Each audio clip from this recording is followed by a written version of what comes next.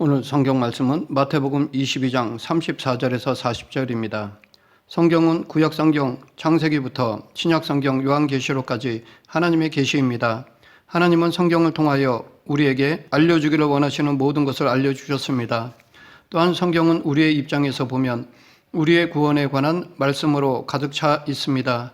구원은 세 가지 단계로 이루어집니다. 과거의 구원인 칭의의 구원이 믿음의 구원이고, 미래의 구원인 영화의 구원이 소망의 구원이라면, 현재 우리가 매일 이루어야 하는 성화의 구원은 사랑의 구원입니다. 그래서 사도 바울은 믿음, 소망, 사랑 이 세 가지는 항상 있어야 할 것인데 그 중에 제일은 사랑이라고 하였습니다. 오늘 본문을 통해 가장 큰 계명에 대해 살펴보고 지금 우리들에게 필요한 교훈을 알아보겠습니다. 오늘 본문의 배경은 예수님께서 십자가에서 돌아가실 마지막 한 주간에 일어났던 일입니다. 당시 유대교회는 몇 가지 종파가 있었는데 그 중에 가장 큰 축을 이룬 두 파가 사두개파와 바리새파였습니다. 사두개파는 예루살렘의 성전을 중심으로 제사장들과 레위인들로 이루어진 종파입니다. 이들은 구약 성경의 모세오경만 성경으로 인정하였습니다. 그래서 천사나 부활 등을 믿지 않았습니다. 오늘 본문의 앞에는 이 사두개인들이 예수님께 곤란한 질문을 함으로써 예수님을 공경에 빠뜨리려고 하는 이야기가 나옵니다. 그들은 예수님께 한 사람이 이 세상에 사는 동안에 여러 사람과 결혼하였다면 부활 이후의 세상에서는 누구의 배우자가 되느냐고 물었던 것입니다. 이 질문은 부활이 있다면 얼마나 골치 아픈 일이 생기겠느냐라는 것입니다. 사두개인들은 모세오경만 성경으로 믿고 있고 모세오경에는 부활에 대한 가르침이 없다고 믿었습니다. 그러했기에 만일 예수님이 모세오경이 아닌 다른 성경을 통하여 그들에게 답변하였다면 그들은 그러한 가르침은 성경에 나오는 것이 아니라고 할 것이었습니다. 하지만 예수님은 그들의 의도를 이미 다 아셨습니다. 그래서 예수님은 모세오경의 두 번째 책인 출애굽기에서 한 말씀을 인용하셨습니다. 호렙산에서 가시떨기 가운데서 모세에게 나타나신 하나님께서 당신을 모세에게 소개하시면서 당신은 아브라함의 하나님이시며 동시에 이삭의 하나님이시며 동시에 야곱의 하나님이라는 말씀을 인용하셨습니다. 당시 사람들은 이 말씀을 세상의 차원에서 이해했습니다. 즉 아브라함이 하나님을 섬기다 죽었고 그 아브라함이 섬기던 하나님을 그의 아들 이삭이 섬기다 죽었고 그 이삭이 섬기던 하나님을 그의 아들 야곱이 섬겼다는 것입니다. 그러나 예수님은 이 출애굽기에 기록되어 있는 이 성경 구절의 영적 의미를 말씀해 주셨습니다. 즉 예수님은 하나님은 죽은 자의 하나님이 아니요 살아있는 자의 하나님이라고 말씀하셨습니다. 아브라함이 이 세상에서 하나님을 섬기다 죽음이라는 관문을 통하여 하나님 앞에 있기에 아브라함의 하나님이신 것이고, 이삭도 이 세상에서 하나님을 섬기다 죽음이라는 관문을 통과하여 하나님 앞에 있기에 이삭의 하나님이신 것이며, 야곱도 이 땅에서 하나님을 섬기다 죽음의 관문을 통과하여 당신 앞에 있기에 야곱의 하나님이라 하신 것입니다. 아브라함과 이삭과 야곱은 이 세상에서는 위로부터 아래로 이어지는 3세대입니다. 그러나 하나님 앞에 가서는 아브라함도 하나님의 아들이요 이삭도 하나님의 아들이요 야곱도 하나님의 아들입니다. 이 세상에서 하나님의 부르심으로 하나님의 자녀가 된 모든 사람들은 죽음이라는 관문을 통과하여 영화로운 세상에서는 모두가 다 형제자매가 되어서 하나님을 아버지로 섬기게 되는 것입니다. 그래서 사두개인들이 예수님께 물었던 원래의 질문, 즉 이 세상에서 결혼을 많이 한 사람은 하나님의 나라에 가서 누가 진정한 배우자가 되느냐고 물었던 그 질문은 아무런 의미도 없는 것임을 드러내셨습니다. 이렇게 예수님께서 성경도 바르게 알지 못하고 하나님의 능력도 바르게 알지 못하는 사두개인들을 더 이상 아무 말도 하지 못하도록 하셨다는 소식을 듣고 제일 기뻐한 사람들이 바로 바리새인들이었습니다. 사두개인들이 세습적으로 이어받는 제사장 레위의 계급으로 이어진 것에 반하여 바리새인들은 율법을 연구하고 그 율법을 행하기 위해서 구체적인 규정을 정하여 그대로 행하고 그것을 다른 사람들에게 가르치고 성경과 유전들을 기록하여 후세에 보존하는 것을 자신들의 사명으로 삼은 사람들이었습니다. 구약 성경의 에스라로부터 바리새인들은 율법을 연구하고 가르치는 율법교사들, 율법을 연구하고 필사하는 서기관들을 포함하고 있습니다. 이들은 각 도시와 마을마다 지어진 회당을 중심으로 모였습니다. 바리새인들의 삶의 모습을 보면 아주 믿음이 좋은 사람들이었습니다. 그들은 신학적으로는 문제가 없어 보였습니다. 예수님도 그들의 가르치는 것은 무엇이든지 받아들이라고 하실 정도였습니다. 또한 바리새인들은 그들의 행함으로 하나님이 요구하시는 의를 이루려고 하는 철저한 율법주의자들이었습니다. 그래서 예수님은 당신의 제자들이 바리새인들처럼 의롭지 않다면 하나님 나라에 들어갈 수 없다고 하실 정도로 바리새인들은 행함에 있어서도 타인들에게 하나의 기준이 되었습니다. 물론 이 말씀이 바리새인들이 그들의 의로 하나님 나라에 들어갈 수 있다는 것은 아닙니다. 바리새인들이 이렇게 바르게 살려고 했음에도 불구하고 우리가 복음서를 읽어보면 예수님은 곳곳에서 바리새인들과 충돌하셨습니다. 왜냐하면 바리새인들은 자신들이 하나님의 율법을 온전히 지킴으로 하나님께 올라가는 계단을 쌓아 올리려고 했던 사람들이었기 때문입니다. 그들은 구약성경의 율법의 조항들을 613가지로 정리하였습니다. 그런데 이 613가지의 율법은 뭐뭐 하라 라는 율법이 248가지, 뭐뭐 하지 말라 라는 율법이 365가지로 이루어져 있었습니다. 바리새인들은 248이라는 수가 인체의 뼈의 수라고 생각했고 365라는 수는 인체의 혈관과 신경의 수라고 생각했습니다. 그리고 이 둘을 합하면 613이라는 수는 다시 십계명을 이루는 알파벳을 합한 수가 되었습니다.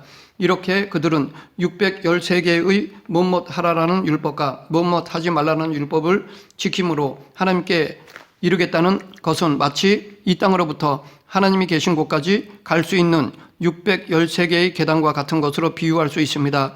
바리새인들은 자신들의 노력과 순종과 열정으로 이 계단을 다 놓을 수 있다고 생각했던 사람들이었습니다. 하지만 이러한 생각이 철저하게 실패할 수밖에 없는 이유는 하나님은 우리의 행동만 보시는 것이 아니라 동기도 보시기 때문입니다. 바리새인들은 철저하게 자기중심적이었습니다. 하나님의 율법을 행하는 것도 정작 하나님을 위한 것이 아니라 자신들을 위한 것이었습니다. 하나님께 가는 계단을 하나라도 더 쌓아 올렸다면 그것은 바로 자신의 공로가 되었습니다. 그들은 그들이 행하는 것만큼 자만하고 자부하고 교만해질 수밖에 없었습니다. 잘하면 잘할수록 교만해질 수밖에 없는 것이 율법의 구조입니다.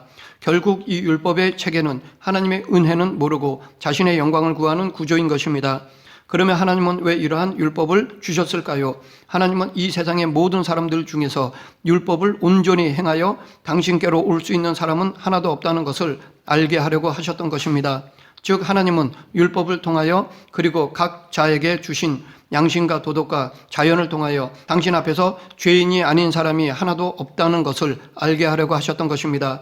이것은 마치 의사가 먼저 환자에게 심각한 병에 걸렸다는 것을 알려주어야만 그 환자가 그 의사의 치료를 받아들이는 것처럼 온 인류를 예수님 안에서 다시 창조하시기 원하시는 하나님은 온 인류가 죄라는 심각한 병으로 인하여 사망한 상태라는 것을 알려주기를 원하셨던 것입니다. 그리고 때가 되어 예수님은 그 율법의 체계가 아닌 하나님의 은혜, 하나님의 아들이신 당신의 구속의 죽으심을 통하여 모든 값을 다 지불하시기 위해서 이 땅에 오셨습니다. 인간의 편에서는 하나도 값을 낼 필요가 없이 공짜로 주어지는 하나님의 의를 이루기 위해 온 인류를 다시 살리는 그 복음을 완성하기 위하여 예수님은 오셨습니다.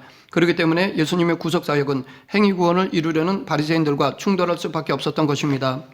예수님께서는 부활을 부정하는 사두개인들로 하여금 더 이상 대답하지 못하게 하였다는 소식을 들은 바리새인들은 기뻐하였습니다. 왜냐하면 이 일이 사두개인들의 주장하는 신학이 잘못된 것임을 드러내는 좋은 계기가 되었기 때문입니다. 또 한편으로는 바리새인들은 자신들이야말로 구약성경 전체를 하나님의 말씀으로 믿고 부활이나 천사나 영생 등을 믿기 때문에 예수님을 상대로 논쟁을 하여도 이길 자신이 있다는 생각이 들었기 때문인지도 모릅니다.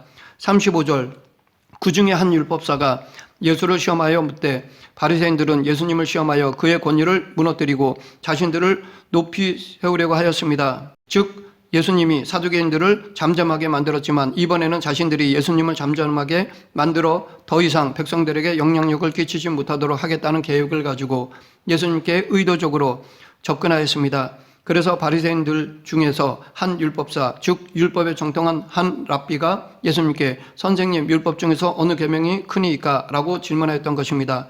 그러면 왜 이 질문이 예수님을 시험하는 것일까요? 그것은 사람들이 무엇인가를 물어볼 때 자신이 답을 가지고 물어보는 것은 시험이요 자신이 답이 없어서 물어보는 것은 질문이기 때문입니다. 그러하기에 이 율법사가 이 문제를 통하여 예수님을 시험하려고 하였다는 것은 자기 나름대로의 답을 이미 가지고 있었다는 것입니다. 그러나 당시 바리새인들은 613가지의 율법 중에서 어느 것이 가장 중요한 것인지에 대하여 의견이 분분했습니다. 그래서 그들은 각자 나름대로의 답을 가지고 있었습니다. 그러했기에 그들은 만일 예수님께서 자신들을 만족시키는 답을 하지 못하면 예수님을 공격하려 했던 것입니다. 이에 대해 예수님은 신명기 6장 5절의 말씀으로 대답하셨습니다. 신명기 6장 4절부터 9절의 말씀을 쉐마라고 하는데 이것은 4절을 시작하는 히브리 단어가 쉐마이기 때문입니다. 이 예수님의 대답은 한 사람이 그의 전 존재를 다 합하여 하나님을 사랑하는 것입니다. 예수님은 이 말씀을 인용하면서 이 계명이 첫째가 될 뿐만 아니라 가장 큰 계명이라고 말씀하셨습니다. 왜냐하면 바리새인들은 율법적 행위를 통하여 하나님께 나아가려고 하였기에 이것은 하나님을 사랑하는 것이 아니라 자신을 사랑하는 것이기 때문입니다. 하나님께서 원하시는 것은 우리와의 사랑의 관계입니다. 하나님은 우리를 사랑하십니다. 그리고 우리도 당신께 받은 그 사랑으로 다시 당신을 사랑하기를 원하십니다. 예수님은 이 신명기의 말씀을 인용하심으로 그 율법사와 바리새인들에게 그들이 자칫 잊고 있던 율법의 가장 핵심적인 계명을 말씀해 주신 것입니다. 복음서에 보면 예수님께 질문을 하면 예수님은 그 질문 자체를 바꾸시거나 그들이 원했던 답을 하지 않는 경우가 대다수입니다. 그러나 이 질문만큼은 바로 그 문제에 딱 맞는 대답을 주셨습니다. 더 나아가서 바리새인들로 하여금 자신들의 잘못을 스스로 깨닫게 하셨습니다. 그로 인하여 바리새인들은 예수님을 향했던 의심의 눈초리로 자신들을 돌아보도록 하셨습니다. 계속해서 예수님은 둘째도 그와 같으니 내 이웃을 내 자신과 같이 사랑하라 라고 하셨습니다.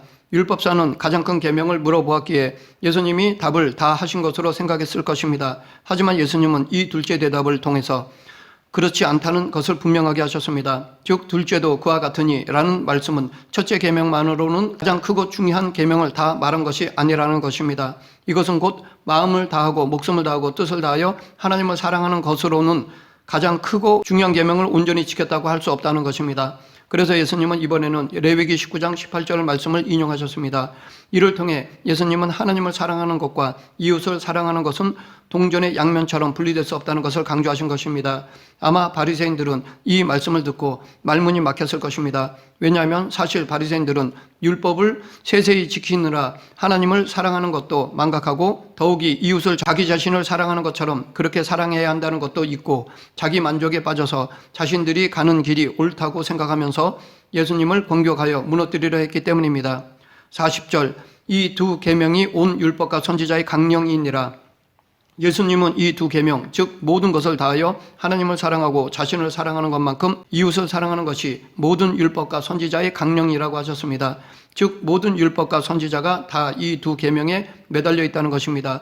유대인들은 구약 성경을 세 가지 부분으로 나누는데 그들은 이를 타나크라고 말합니다. 먼저 토라, 율법서, 네비임, 예언서, 케투빔, 청문서입니다. 예수님은 이렇게 모든 말씀들을 율법에서만 인용하셨음에도 불구하고 선지자들을 언급하심으로써 구약 성경의 범위에 대하여 사두개인들보다 바리새인들이 옳다는 것을 간접적으로 말씀하셨습니다.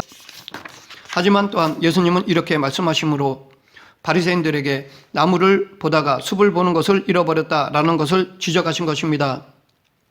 즉 전체를 바라보지 못하는 바리새인들에게 전 존재를 합하여 하나님을 사랑하는 것 그리고 자신을 사랑하는 것처럼 자신의 이웃들을 사랑하는 것이 곧 모든 하나님의 말씀을 다 지키는 것이라고 가르치신 것입니다.